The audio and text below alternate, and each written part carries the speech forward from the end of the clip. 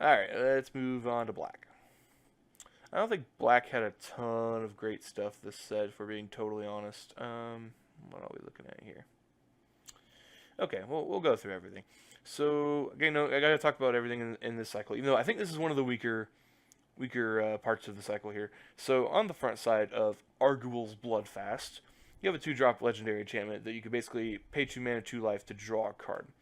So, I don't think that's the worst effect in the world, but the unless you're playing a really specific kind of deck, I don't think the flip side, especially you already have to be like a 5 life to flip it.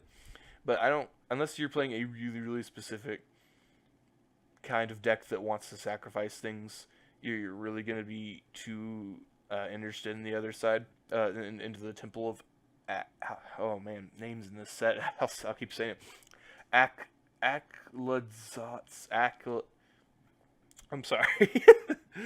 Aklazats. Okay. Temple of Aklazats. I don't think you would be too interested in that for most decks, but you know, you could always find like a niche little thing. But in terms of, you know, the power level of the rest of this enchantment flip cycle, I don't think the Bloodfast is nearly up there with the other ones.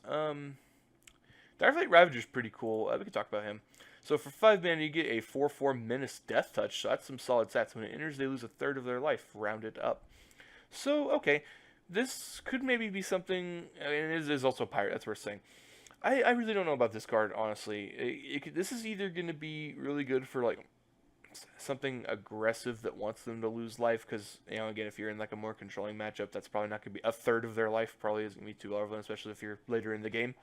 But Menace Death Touch, you know, that ain't bad. Like, I don't think this is a bad card by any means, but I'm just unsure if it's going to see play. 4/4 is good stats. Like, you know, it's well costed. I think the body's great. And, you know, the ability is definitely gravy. I'm not sure what kind of deck's going to want to pick this guy up. But, hey, be on the lookout, because you never know when you could just suddenly see your opponent tap 5 mana and you lose a third of your life. So that could be something to look out for. Oh, and, man, I'm trying to think, because, like, I always end up missing a card that's going to be really good. We can talk about Sword, oh man. This isn't even a hard name. Sword Point Diplomacy. Okay. So for 2 and a black for a sorcery, you reveal the top 3 cards of your library. For each of those cards, put that card into your hand unless your opponent pays 3 life and exile the rest. Okay, so I'm actually trying to think of how this works. That's kind of weird. So, I guess how the, and I'm no judge either. But I'm assuming how this works is your opponent, you basically, like, okay, I'm going to reveal card A, card B, and card C. So, card A, opponent, do you want me to have this? Okay, pay 3 life, you exile it. So, okay, if your opponent doesn't want you to have, opponent interaction cards are always interesting. Because if they don't want you to have any of those cards, they can pay 9 life. I don't know. I feel like most of the time, like, you're going to be getting some life loss out of your opponent, but you're just going to be getting, like, in terms of card draw, you're just going to be getting cards that don't matter. Because, like, they'll see the land, you know, they're not going to pay 3 life to not have the land unless you're in some kind of really narrow situation. But, yeah, I really don't know. This card's interesting. Not sure about it. We're gonna take a wait and see attitude with that one. Fathom Fleet Captain. All right, so we can talk about this. So for 2 mana, you get a 2/1 pirate with menace, and when it attacks, you can pay 2 to make another 2/2 pirate with menace. I think I love this for the low end of whatever pirate deck comes out. Even if I don't know, the X one is definitely a problem, but you know, menace makes you evasive. It makes you other dudes. I really don't think this is bad. You know, this is definitely a pirate that I like quite a bit. I could see some people disagreeing there, but you know what? I like this pirate quite a bit. It's a good time. Not a ton to say there. Ruin Raider. Okay. Oh, clicked on the wrong thing. Go back. Okay. Ruin Raider. So for 2 and a black, you get an orc pirate, and it has raid. So at the beginning of your end step, if you attacked with a creature, you reveal the top card of your library. So okay, so basically it's like Bob, it's like Dark Confidant, but you have to attack first. It's 3 drop. But it also has a relevant creature type. I like this card quite a bit, especially, you know, if you're a deck that's gonna be attacking a lot. It's gonna give you card advantage. Drawing cards in Magic is always super powerful. So I'm a big fan of Ruin Raider. Well, will it make the Temple be kind of pirate deck? We'll wait and see. We got a lot of good pirates, but at least just in a vacuum, I think Ruin Raider, for standard at least, is going to be very powerful. You know, we have Bob in Modern, so not the best there. But Okay, so now we're going to talk about probably one of the best cards in the set. This is Vraska's Contempt right here. So for 2, a black and a black, you get an instant that you exile a creature or planeswalker, and you gain 2 life. So you want to compare this to Hero's Downfall, which isn't in the thesaurus for some reason, because it doesn't exile. But yeah, this is basically Hero's Downfall. It's better because it exiles, and it's also better because it gains you life, but the downside is it costs an extra mana. I think we needed something like Hero's Downfall in Standard for quite a while. I don't think it's going to see too much of a splash in Modern, even though it does exile. But we already got a path in Modern now. But for Standard, I think this is going to be premium removal. Great time. It doesn't deal with everything. It's no utter end down here. But yeah, creature or planeswalker, it's exiled, and then you get a nice little bit of gravy there with the 2 life. Vraska's Contempt, very solid. Gonna be seeing some play.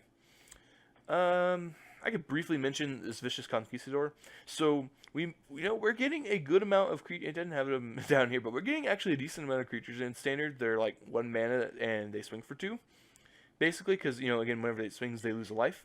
So it's effectively, when it attacks, it's a 2/2 for 1. We're getting a lot of those. We already got Dread Wanderer and stuff like that. We could be seeing a heavy black aggressive deck. You never know. But I think Vicious Conquistador is cool. I'm a fan there, and especially being a 1/2. It doesn't die to all that X1 removal. Walk the Plank. Okay, so it was switching arts there. Oh, look at that! I didn't know it did that. So this is how you're probably gonna see it most of the time. The other one's promo art. So this is basically what we're getting to replace Grasp of Darkness. So I think more controlling decks are going to be really sad that this isn't an instant. It's also just, might I mention, a bit of a flavor fail, because you can kill a fish with Walking the Plank, which is kind of funny. But destroy target non-Morpholk. It is basically a Victim of the Night. It's like a murder. It only costs 2. And this is going to hit a lot of things. It's just the fact that it's not an instant is kind of dragging it down a bit. But I think it's still what like a blue-black control deck is going to need. Like, I think it needs to play this card as just, cheap removal that is going to hit a wide variety of things. And I don't think this card's, like, bad per se, but it's definitely no Grasp of Darkness. It's no Victim of Night. But, hey, Walk the Plank, it's cool. I'm still a fan of Walk the Plank despite it not being as good as other cards. Okay, Kitesail Freebooter. So, this is a very, very good Magic card, I think. So for 1 to black, you get a pirate. See pirates are getting a lot of good disruptive cheap pirates. It flies, which automatically makes it better than like Brain Maggot. I think. Let me see. Brain Maggot. Okay, that gets a non-land card. So the cards, it gets a little more narrow, but it flies, and it has a relevant creature type. And when it enters, you look at their hand. You choose a non-creature, non-land. So it's not just like a non-land card like it and Tidehall Sculler are, but it works the same thing as Brain Maggot or Tidehall Sculler. That you have that exiled until this guy leaves the battlefield. But the fact that it flies and it has a relevant creature type, and that we're probably going to see a typically blue-black pirate deck, I think this is going to go right into that pirate deck. Evasive pirate has some disruption. I think it's great. They got a spin removal spell to get their card back. So yeah, liking the freebooter quite a bit. Is there anything else in black I want to talk about? And again, I'm totally gonna watch this video after a pro tour or whatever, and I'm just gonna see all these awesome cards I missed probably. Duress Reprint. When it comes to making prairie, shut up.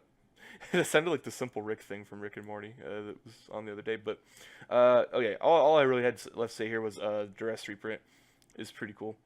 Again, control is probably gonna continue to be very good. Approach Second Sun decks. Other decks need ways to fight that, especially because we're losing Transgress the Mind in Standard. So yeah, Duress Reprint is going to be really solid for the format. Art's pretty cool too. You got a, I guess that's like a zombie or like a castaway pirate or something. Maybe it's a vampire. I really don't know. It says Solitude and Starvation are brutal. So the guy basically, because he got cast away, I guess he's going crazy. That's why he's under duress. So good flavor there.